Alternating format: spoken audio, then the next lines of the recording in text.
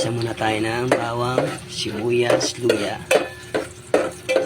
Dahil malamig ang panahon guys, magluluto tayo ng tinolang manok.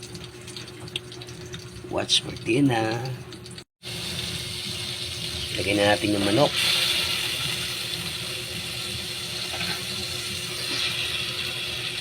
Papakatasin natin yan dyan hanggang lumabas yung katas ng manok. Yan. Haluin natin para mawala yung lansa.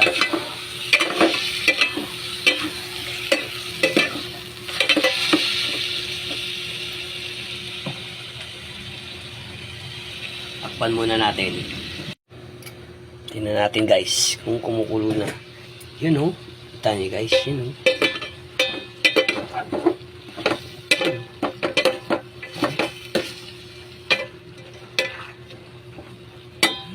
Lagyan na rin natin ang sayote. Para mamaya malambot na siya guys. Yan. Haluin natin. Sarap nito guys. Malamig ang panahon. Yan. Tapos takpan uli natin. Yan. Check natin. Yun o. Kulo na siya, oh. Lapan sa baw yan, guys. Ayan. Lagyan natin ng unting asin. Unting asin lang, guys, kasi may patis na yan. Lagyan din natin unting betchin. Unti lang.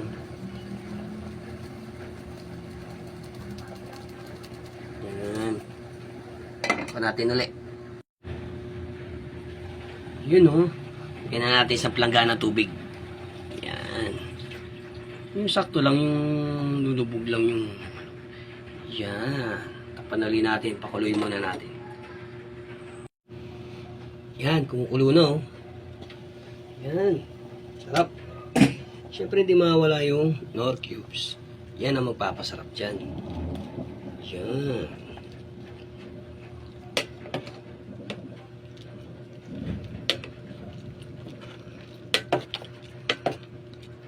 Kunting halo-halo lang. Tapos, sunod na natin yung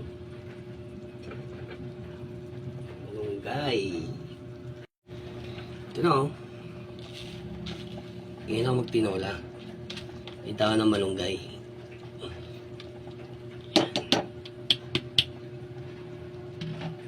Ito yung lubog-lubog lang guys.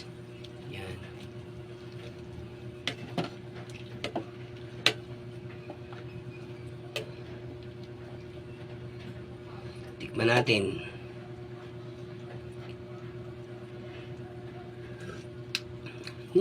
Sarap. Ilalagay pa ako dyan mamaya. Pakuluin muna natin ulit. Takpan muna natin. Isang kulo. Sobrang dami ng daon ng sili yan. Sige, gusto ko yan.